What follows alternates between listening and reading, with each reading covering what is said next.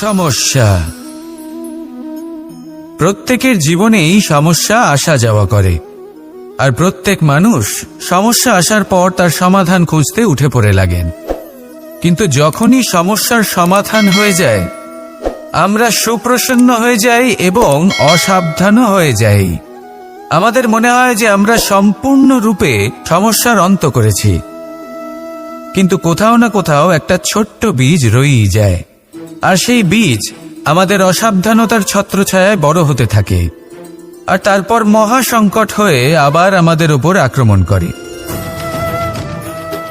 এই সংকট যে কোনো রূপে আসতে পারে, কোনো শত্রুর রূপেও আসতে পারে, বা কোনো মহামারীর রূপেও আসতে পারে।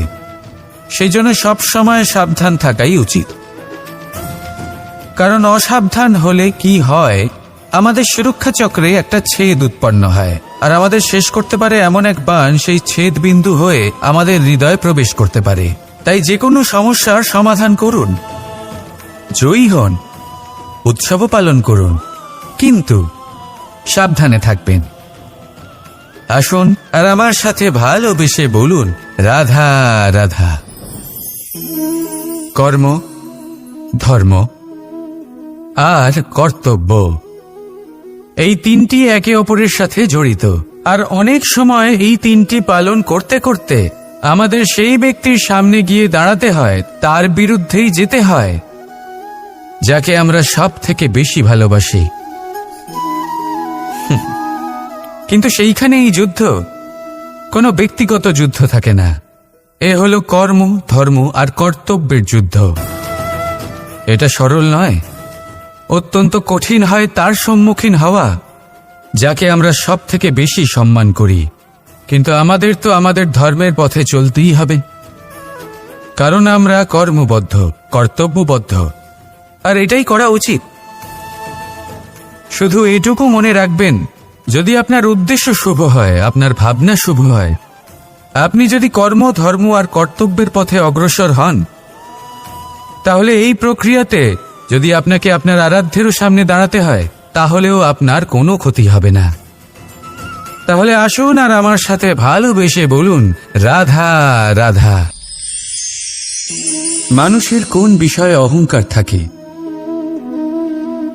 সময়, ক্ষমতা, শরীর আর সম্পত্তি। আর এই চারটেই সর্বদা সঙ্গে থাকে না। কি বিচিত্র ব্যাপার! আপনি নিজেই দেখুন, সময় আজ ভালো হলেও কাল অবশ্যই খারাপ হতে পারে। ক্ষমতা আজ আপনার থাকলেও কাল তা নাও থাকতে পারে। এই শরীরটা তো নশ্বরই বটে। যত আপনি বার্ধক্যের দিকে অগ্রসর হবেন, দুর্বল হতে থাকবেন, সৌন্দর্য ক্ষীণ হতে থাকবে।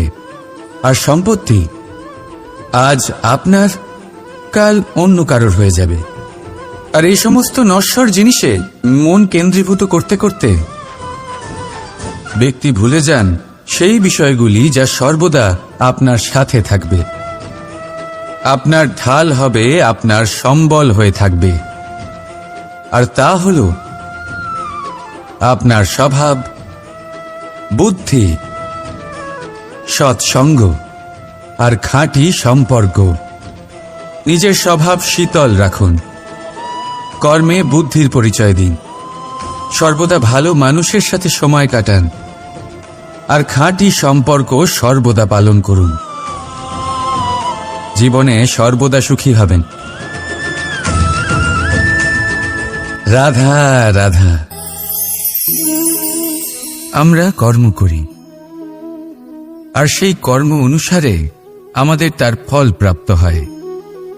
এখন এই কর্ম আরো শ্রেষ্ঠ হতে থাকে, আমরা আরো প্রেরিত হতে থাকি। তার জন্য আমরা বড় বড় জ্ঞানীদের থেকে প্রভাবশালী, প্রেরণাদায়ক ব্যক্তির সাথে দেখা করার চেষ্টা করি, দেখা করিও। নিজের কর্মের বিষয়ে বিচার করি, আলোচনা করি, তাই তো? কারণ আমাদের কাজ দেখে তাতে বিশেষ মতামত সামনে থাকা ব্যক্তিই দিতে পারে। কিন্তু এই পুরো চক্রতে সংসারের সব থেকে গুরুত্বপূর্ণ ব্যক্তির সাথে কথা বলতে আমরা ভুলেই যাই।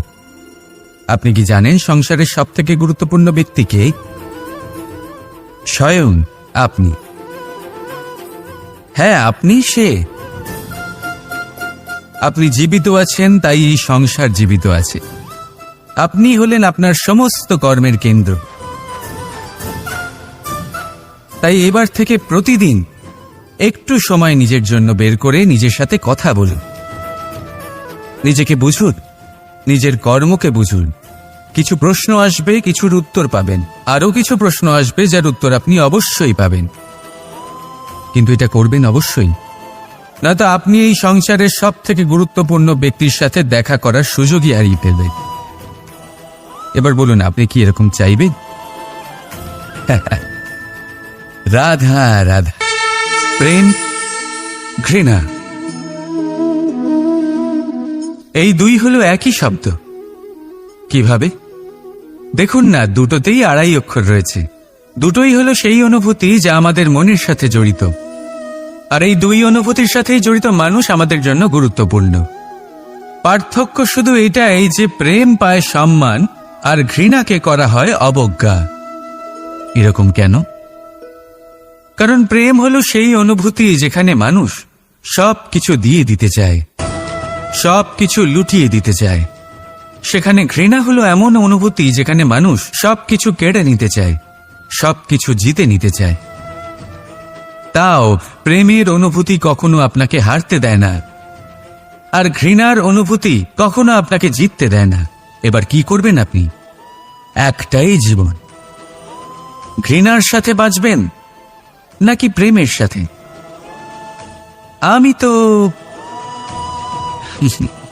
প্রেমকেই চয়ন করব। রাধা রাধা।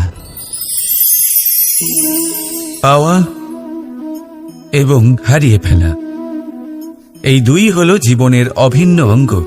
আমরা যেমন কিছু পেয়ে থাকি, তেমন কিছু হারিয়েও থাকি। কিছু স্বপ্ন সার্থক হয়, আবার কিছু লক্ষ্য অপূর্ণই থেকে যায়। জীবনে এটা হয়েই থাকে, প্রত্যেকের জীবনেই এটা হয়ে থাকে। কিন্তু কারোর সাথে দেখা হলে আমরা কি ধরনের কথা বলি? আমরা সেই কথাই বলি যা আমরা হারিয়েছি। নিজেও দুঃখ পাই, আবার সামনের মানুষটাকেও দুঃখ দিই। তার থেকে অন্যরকম কিছু করার চেষ্টা করুন, ধনাত্মক চিন্তা করার চেষ্টা করুন। মন সেদিকেই দিন, স্মরণ শুধুমাত্র তাকেই করুন, গুরুত্ব তাকেই দিন যিনি আপনার কাছে রয়েছেন। যিনি আপনার কাছে নেই তার আশায় কষ্ট কেন পাচ্ছেন আপনি? সেগুলিকেই প্রাধান্য দিন যা আজ এখন বর্তমানে আপনার কাছে রয়েছে। যেমন আমি কংস মামাকে স্মরণ করি না, যিনি আমার ছেলেবেলা নষ্ট করে দিয়েছেন। আমি স্মরণ করি আমার যশোদা মাকে, আমার বলরাম দাদাকে, আমার রাধাকে, যারা আমার জীবনকে ভরিয়ে তুলেছেন। আপনিও ঠিক এটাই করুন, আর আমার সাথে ভালোবেসে বলুন, রাধা রাধা। কথায় বলা হয়, জীবনে ভালোবাসাই হলো সুখের মূল। এটা সত্য। এবার প্রশ্ন হলো এটাই যে এই ভালোবাসা কার সাথে করা উচিত? যদি আপনি কিছুক্ষণের জন্য সুখ পেতে চান, তাহলে ভালোবাসুন নিজের রুচি মতো। যদি আপনি কিছুদিনের জন্য সুখ পেতে চান, ভালোবাসুন নিজের বন্ধুদের। যদি আপনি কয়েক মাসের জন্য, কয়েক বছর বা অনেক বছরের জন্য সুখী হতে চান, তাহলে ভালোবাসুন নিজের পরিবারকে, মাতা পিতা, নিজের সন্তান, স্বামী স্ত্রী, নিজের আত্মীয়দের। কিন্তু যদি আপনি চিরকালের জন্য সুখী হতে চান, তাহলে ভালোবাসতে হবে শুধু নিজের কর্মগুলিকে। কারণ সম্পর্ক যেমনই হোক না কেন, কখনো না কখনো ভেঙে যাবেই। এই সংসার হলো এমনই যে যাদের সঙ্গ আমরা পাই, তাদের সঙ্গ একদিন ত্যাগ করতে হয়। শুধু কর্মই হলো এমন এক সঙ্গ যা কখনো আপনাকে ত্যাগ করবে না। আপনার মৃত্যুর পরেও এই কর্ম আপনাকে বাঁচিয়ে রাখবে।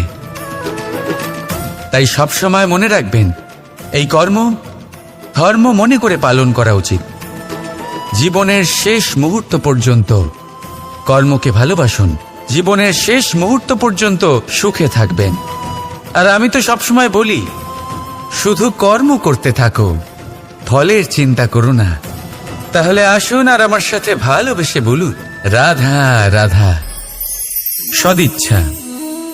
দেখতে গেলে 3 অক্ষরে তৈরি এই শব্দ, কিন্তু সমস্ত ত্রিলোক তার উপরেই আধারিত। আপনি এই সংসারে এসেছেন, তখন অবশ্যই শ্বাস নেবেন, কিন্তু তার বদলে আপনাকে কিছু তো দিতেই হবে। আপনার উপর নির্ভর করছে আপনি কি দেবেন। কি দেবেন এই সংসারকে, এই সমাজকে, নিজের পরিবারকে, আর তার বদলে কি নেবেন? যশ নাকি অপযশ? দেখুন, এক ছিল রাবণ, যে কিনা সমুদ্র পার করলো সীতাকে অপহরণ করার জন্য, আর এক ছিলেন রামচন্দ্র, যিনি সমুদ্র পার করেছিলেন, সেতু বানিয়ে গিয়েছিলেন সীতাকে ফিরিয়ে নিয়ে আসার জন্য।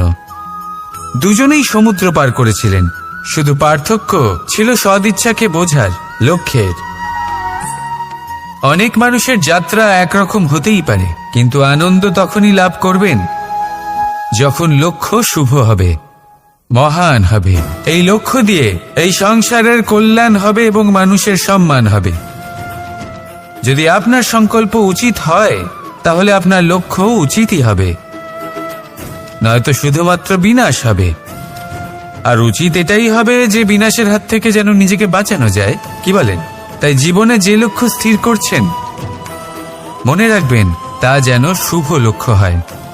যদি এরকম হয়, তাহলে আপনার যাত্রা, আপনার জীবন দুটোই শুভময় হবে। আসুন আর আমার সাথে ভালোবেসে বলুন, রাধা রাধা।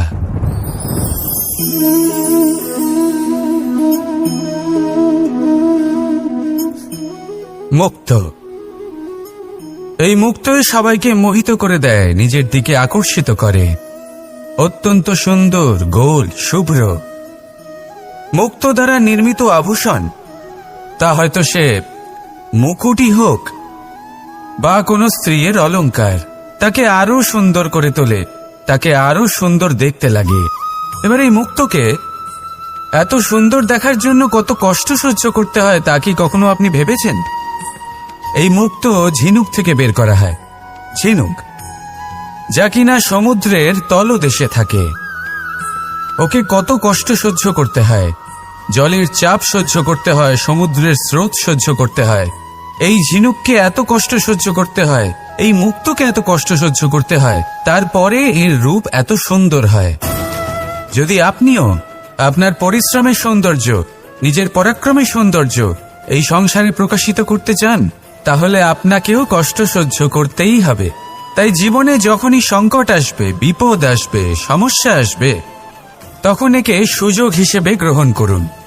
কারণ এই বিপদের সাথেই লড়াই করে আপনি মুক্তর মতোই পরিশুদ্ধ হয়ে উঠবেন। তাহলে আসুন আর আমার সাথে ভালোবেসে বলুন, রাধা রাধা। যখনই আমরা কথা বলি জলরাশির বিষয়ে, যখন আমরা তুলনা করি, তখন আমাদের খুব ভালো লাগে মিষ্টি সরোবর, পুকুর, নদী। আর আমরা অপেক্ষা করে থাকি সাগরের জন্য, সমুদ্রের জন্য। কেন করি? কারণ এই সাগর, এই সমুদ্র, এ হলো অত্যন্ত বিশাল আর ভয়ানক। এর জলও কিন্তু নোনতা, যা আমরা পান করতে পারি না। কখনো ভেবে দেখেছেন এই সমুদ্রের অন্তরে এই নোনতা জল, এই নোনতা ভাব, এটা আসে কোত্থেকে? এই যে সমুদ্র, যে প্রবাহমান নদীর থেকে যে খনিজ নির্গত হয়, তার ভান্ডার হলো এটা। সেই খনিজকে নিজের অন্তরে গ্রহণ করে, সেই নোনতা ভাব নিজের মধ্যে সমাহিত করে, আর তারপর সেই নোনতা জল বাষ্পে পরিণত হয়ে ওপরে উঠে যায়, যা মেঘ হয়ে আপনার ওপর মিষ্টি বৃষ্টি হয়ে ঝরে পড়ে। এ হলো সমুদ্রের ত্যাগ, যার জন্য আপনি মিষ্টি জল পান করতে পারছেন, সে নদী থেকেই হোক বা সরোবর থেকে। সেই জন্যই হয়তো সাগর হলো এত মহান, হয়তো সেই জন্যই রত্ন সাগরে পাওয়া যায়। তাই মনে রাখবেন, ক্ষমতা তারই হয় যে ত্যাগ করতে জানে, কোনো বিষকে নিজের মধ্যে ধারণ করে নিতে জানে। তাহলে আপনিও এটাই করুন, এতটাই শক্তিশালী হয়ে উঠুন, আর আমার সাথে ভালোবেসে বলুন, রাধা রাধা। পরিচ্ছন্নতা। বর্তমানের এই প্রজন্ম আগের প্রজন্মের এই যে অতি শুদ্ধতার অভ্যেস ছিল, তা নিয়ে ঠাট্টা করে। তাকে মূর্খতা মনে করে। বুঝতেই পারে না কেন। আমাদের মা, ঠাকুমা, দিদিমা এদের দেখেছি সকালে উঠে সবার আগে স্নান করেন। কেন? বুঝতেই পারে না। কেন কথায় কথায় বারান্দা উঠোন পরিষ্কার করা হয়? বুঝতেই পারে না। অনেক মানুষজন এটাকে ধার্মিক এবং অন্ধবিশ্বাস বলে, কিন্তু যদি আমি আপনাকে সত্যি কথা বলি, প্রত্যেক ধর্ম বিজ্ঞানসম্মত।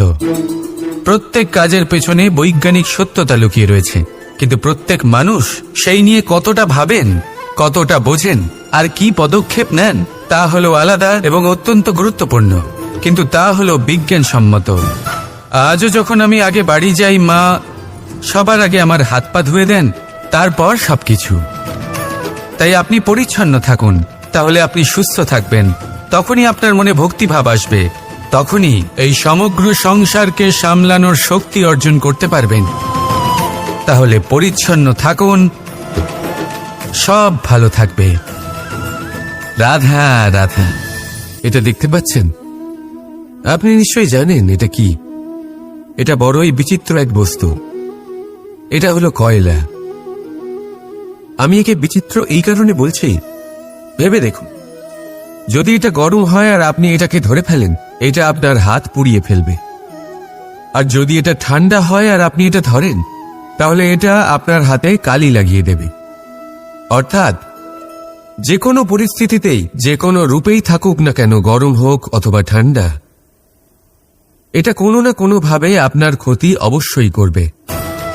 এরকমই হয় খারাপ মানুষজন, বদসঙ্গ, ঠিক কয়লার মতো।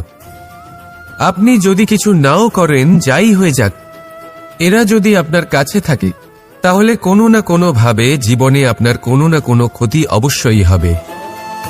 তাই নিজের জীবনে সবসময় সঙ্গতের নির্ণয় অত্যন্ত ভেবেচিন্তে করবেন। রাধা রাধা। ইচ্ছে, সিদ্ধান্ত আর নিশ্চয়তা, এই শব্দগুলো আমরা আমাদের জীবনে অনেকবার শুনেছি, তাই না? জীবনে অনেক সময় অনেক কিছু পেতে খুবই ইচ্ছে করে, কিন্তু শুধু ইচ্ছে হলেই কি সবকিছু পাল্টায়? সবকিছু পাওয়া যায়? অনুর্বর জমিতে বাস করা ব্যক্তির মনে ইচ্ছে হয় যেন সে শীতল জল পায়, কিন্তু সে পায় না। যে এক কুয়ো খোঁড়ার সিদ্ধান্ত নিয়েছে, সে মাটি খোঁড়ার জন্য কোদাল অবশ্যই পেয়ে যায়। আর যে নিশ্চিত করে নিয়েছে, সে দেরি করে হলেও সেই শীতল জল অবশ্যই পেয়ে যায়। তাই জীবনে কেবল ইচ্ছে করবেন না, সিদ্ধান্ত নিন আর তারপর নিশ্চিত করুন, সব পেয়ে যাবেন। আর ভালোবেসে বলুন, রাধা রাধা। স্বপ্ন আর লক্ষ্য একই মনে হয়। এই দুইয়েরই কথা মানুষ কল্পনা করেন, এই দুইই মানুষ অর্জন করতে চান। আর এই দুই পূর্ণ হলে মানুষ নিজেকে অত্যন্ত ভাগ্যবান বলে মনে করেন। কিন্তু এই দুইয়ের মধ্যে পার্থক্য আছে। পার্থক্য এই যে স্বপ্নের জন্য বিনা পরিশ্রমের ঘুম দরকার হয়, আর লক্ষ্যের জন্য বিনা ঘুমের পরিশ্রম। যে ব্যক্তি ঘুমের মধ্যে স্বপ্ন দেখতে থাকেন, জেগে ওঠার পর তার হাত খালি থেকে যায়। আর যে ব্যক্তি পরিশ্রম করেন, শয়নকালেও তার হাত তার লক্ষ্যেই থাকে। তাই যদি স্বপ্নও দেখতে হয়, তাহলে লক্ষ্য জেনে পরিশ্রম করুন আর ভালোবেসে বলুন, রাধা রাধা। জীবনে কিছু করে দেখাতে হলে আকাশের সেই সীমা ছুঁতে হবে যে সীমা ছোঁয়ার কথা আপনি কখনো ভাবতেও পারেন না। তাহলে নিজের মধ্যে এই তিনটি গুণ সম্মিলিত করুন। প্রথম, নিজের লক্ষ্যে পৌঁছবার ইচ্ছে, একাগ্রতা। এ আপনার দ্বারা এমন কাজ করাতে পারে যা আপনি কখনো করতে পারবেন না। দ্বিতীয়, সাহস, সমস্যার সমাধান করার ক্ষমতা। এটা আপনার দ্বারা তাই করাতে পারে যা আপনি সত্যিই করতে চান। আর তৃতীয় হলো অভিজ্ঞতা। অভিজ্ঞতা আপনাকে বলে দেবে আপনার কি করা উচিত আর কি নয়।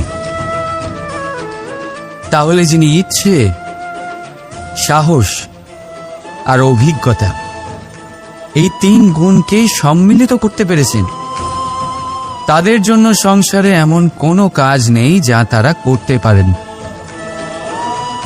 তারা সর্বদা প্রসন্ন হয়ে বলেন, রাধা রাধা। মানুষের একটা বিশেষ প্রবৃত্তি হলো তারা কখনো নিজেকে নিয়ে সন্তুষ্ট হন না, কখনো নিজেকে নিয়ে প্রসন্ন হন না। যা আছে তার থেকে বেশি পেতে চান, যা পেয়ে গেলেন তার থেকে আরো বেশি পেতে চান। নিজেদের জীবনে বদল, পরিবর্তন আনতে চান। আর এই প্রবৃত্তি এই সংসারের সবচেয়ে মহান, কারণ এই প্রবৃত্তির জন্যই সংসারের বিকাশ হয়। কিন্তু এই বদলের জন্য মানুষ তার খোঁজে থাকেন যা তার জীবনে বদল আনতে পারবে, তাকে পথ দেখাতে পারবে, তার জীবনে পরিবর্তন আনতে পারবে। আর তাই মানুষ সংসার জুড়ে তাকেই খোঁজেন যিনি তার পাশেই আছেন।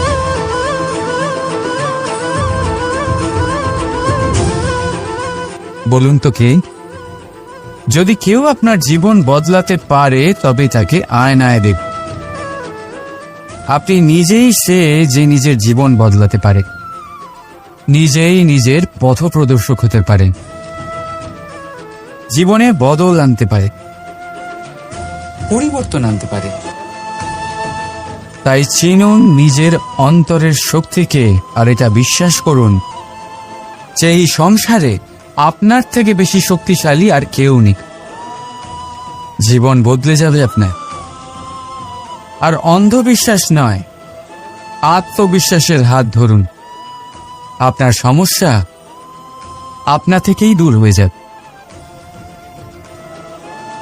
তাই ভালোবেসে বলুন, রাধা রাধা।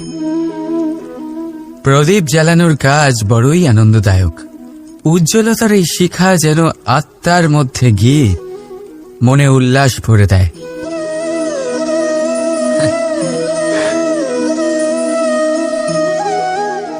এই আমি কি করলাম? আমি একে নিভিয়ে দিলাম, অথচ এই দিয়েই আমি অন্য প্রদীপগুলি জ্বালিয়েছিলাম। কারণ যতক্ষণ এই শিখা অন্য প্রদীপগুলিকে জ্বালাচ্ছিল ততক্ষণ এই নিজেও জ্বলছিল। কিন্তু যেই ও এই কাজ করা ছেড়ে দিল তখন একেও নিভতে হল। বুঝলেন? সেরকমই জীবন হলো উজ্জ্বলতা দেওয়ার আরেক নাম। যদি জীবনে শুভ কাজ করেন, অপরের উপকার করে, অন্যদের সহায়তা করে, তাহলেই জীবিত থাকবেন। আর যেদিন এই কাজ করা আপনি বন্ধ করে দেবেন, শ্বাস প্রশ্বাস নেওয়া সত্ত্বেও মৃত হয়ে যাবেন। তাই যতক্ষণ শ্বাস চলছে আশারূপী উজ্জ্বলতা ছড়াতে থাকুন। বিশ্বাস করুন, মৃত্যুর পরেও আপনি অমর থাকবেন। তাই ভালোবেসে বলুন, রাধা রাধা। যবে থেকে জীব প্রাণের অস্তিত্ব পেয়েছে তবে থেকেই আরও একটি শব্দ জন্ম লাভ করেছে, সংঘর্ষ। জন্মলগ্ন থেকেই মানুষকে বাঁচার জন্য সংঘর্ষ করে যেতে হয়। কখনো নিজের লক্ষ্যে পৌঁছবার জন্য সংঘর্ষ করতে হয়, আর কখনো যা পেয়েছেন তাকে রক্ষার জন্য সংঘর্ষ করতে হয়। কিন্তু প্রত্যেকে একই অভিযোগ করে যে সংঘর্ষ করার সময় ভীষণ কষ্ট হয়। আপনি যোদ্ধা হলে প্রহার আপনাকে সহ্য করতেই হবে। সাঁতার শিখতে হলে জলে আপনাকে প্রবেশ করতেই হবে। পায়ের তলায় তাদেরই কড়া পড়ে যারা রোজ হাঁটেন, আর যারা হাঁটেন তারা নিজেদের লক্ষ্যে অবশ্যই পৌঁছন। তাই মনে রাখবেন, জীবন ততক্ষণই আছে যতক্ষণ কর্ম করবেন। তাই সংঘর্ষ করতে থাকুন, কষ্ট ভুলে যান, আর আমার সাথে ভালোবেসে বলুন, রাধা রাধা। মানুষ সর্বদা ফলাফলের কথা ভাবে, যে আমি যা করতে চলেছি তার ফল কি হবে, তার পরিণাম কি হবে। কিন্তু এর চিন্তা কেন? কারণ কর্ম যদি শুভ হয় তাহলে তার পরিণাম খারাপ হতেই পারে না। শুভ চিন্তা নিয়ে যারা কর্ম করেন তাদের ফলের চিন্তা কিসের?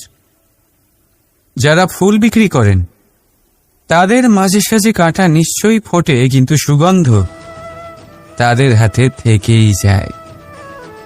হীরের সন্ধানে কয়লার খনিতে নামা ব্যক্তি কালিমা লিপ্ত হয়ে গেলেও তার হাতে হীরে অবশ্যই থাকে।